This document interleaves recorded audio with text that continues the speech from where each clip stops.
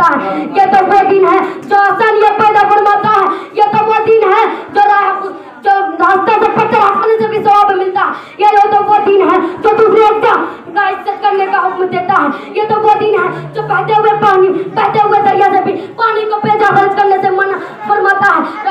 میرے عزیز دوستو, رب قدیر ارشاد فرماتا ہے ان الدین عند اللہ اسلام, کہ خدا کے نزدیک اگر کوئی پسندیدہ دین ہے تو وہ دین اسلام ہے. تو کیوں نہ ہم اس کی اتباع کریں, تو کیوں نہ ہم اس کی خدمت کریں, تو کیوں نہ ہم انسانیت تک اس کا پیغام پہنچائیں. میرے عزیز دوستو, میرا آقا دو عالم نور مجسم سرور اپنے پیارے صحابہ حضرت علی رضی اللہ تعالیٰ عنہ سے بہت ہی پیارے انداز میں ارشاد فرماتا ہے, اے علی فواللہ لنا یہدی اللہ بک رجلا واحد خیر لک من حمر النعام, کہ بخت تجھ سے ایک آدمی بھی ہدایت پا جائے, ایک آدمی بھی راہ راستہ پر آ جائے تو تیرے لیے بیش قیمتی اونٹ سے بھی بہتر بات ہے.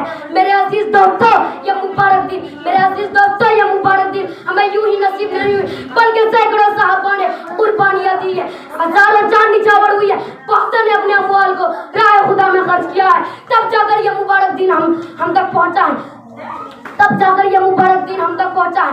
میرے عزیز دوستو, رب قدیر یہ مبارک دن میرے آقا دو عالم سرور کائنات نور مجسم اپنے پیارے صحابہ کو اتنا تراشا کہ کسی نے تبوک کے موقع پر کاغذ ہوئے اور جنگی گھوڑے راہ خدا میں خرچ کر دیے, کسی نے غدائی کے حالت میں بھی نظر انداز کرتے ہوئے گھر کا سارا سادہ سامان نبی کے قدموں میں بچھا دیا, کسی نے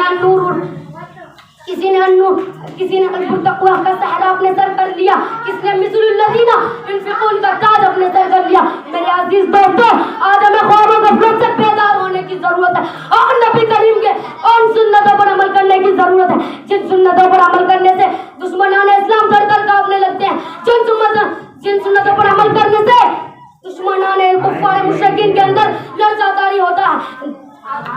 اسلام جن سنتوں پر عمل کرنے سے کفار مشرکین کے اندر لرزہ